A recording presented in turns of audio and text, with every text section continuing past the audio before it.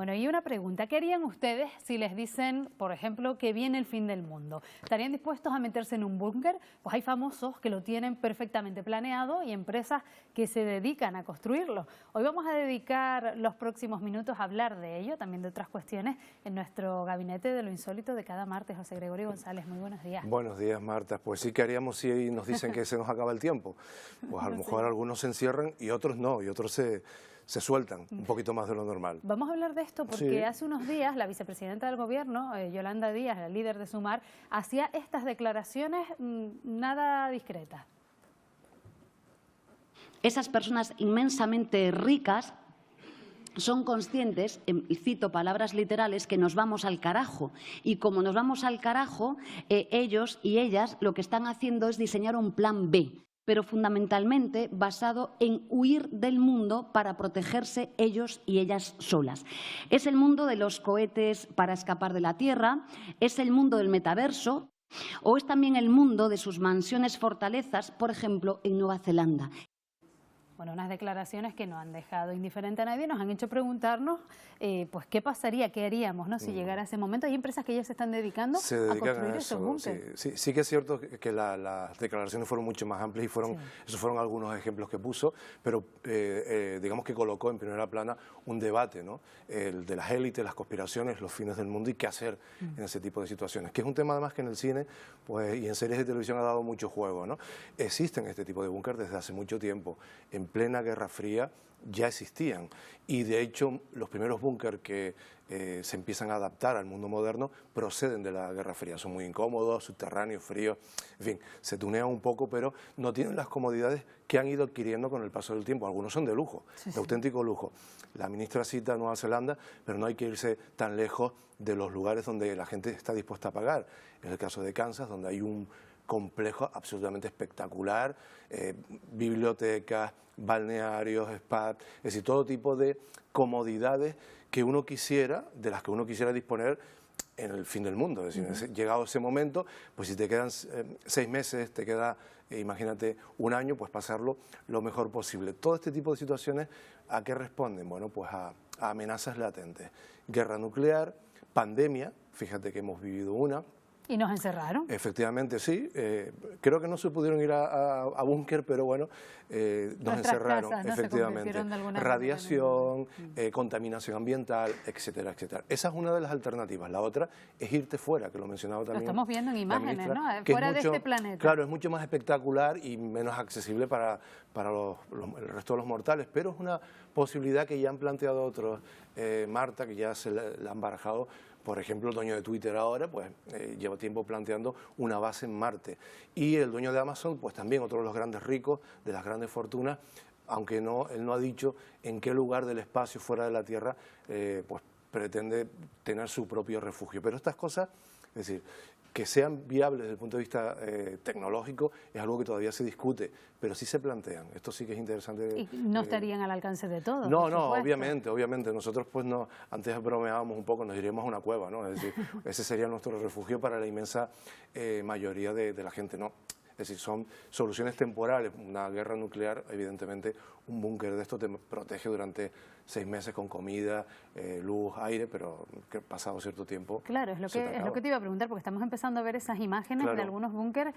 ¿Cuánto tiempo podríamos resistir? No más de 6 meses. Autonomía, digamos, hasta el máximo que ofrecen es 1 año. Hay un problema con el agua, aunque están dotados de potabilizadoras, de sistemas para depurar el aire, etcétera, pero evidentemente esto tiene una fecha de caducidad que va en función del número de gente que esté refugiada. Claro, tú puedes estar ahí 3 años, si solo estás tú y otra persona. Y siempre y cuando no te toque nada, ¿no? O que tengas una caída y te quedes ya, pues ahí... que necesites una asistencia sanitaria. Efectivamente, ¿no? Pero a medida que aumenta el número de personas que utilizan una de estas instalaciones, generalmente no se fabrican para una persona, ¿no? Para una familia, por ejemplo, sí, o un grupo, ¿no? pues van reduciéndose las posibilidades en el tiempo, ¿no? Bueno, búnkeres aparte, queremos también fijarnos en una imagen que ha sido llamativa. Estamos acostumbrados a ver las pirámides de Egipto, Sí, pero vamos claro. a ver otras que se han elaborado de otro material, Sí. se han, digamos, fabricado de manera natural. Sí, sí, están en la Antártida y traigo este ejemplo porque el mundo del misterio requiere en muchas ocasiones que seamos precavidos, ¿no? Y este es un ejemplo, las pirámides de la Antártida, de una realidad, es decir, esto existe ahí, pero son montañas, ¿vale? Y de forma cíclica, a pesar de que se han dado ya las explicaciones, que son montañas cubiertas de nieve, de una zona muy, muy específica del continente helado, pues recurrentemente cada 3-4 años vuelve a surgir, porque en este mundo de redes sociales globalizado de Internet nada muere, ¿no? Entonces, bueno, es un buen ejemplo para que nos invita a comprobar este tipo de informaciones que a veces pueden llegar a ser portadas, y en estos días han sido portadas algo, o sea, un supuesto misterio que no es un misterio. Y que no tampoco solo- es noticia porque claro, ya lleva porque, tiempo, como efectivamente, dices, ¿no? porque es una cosa recurrente.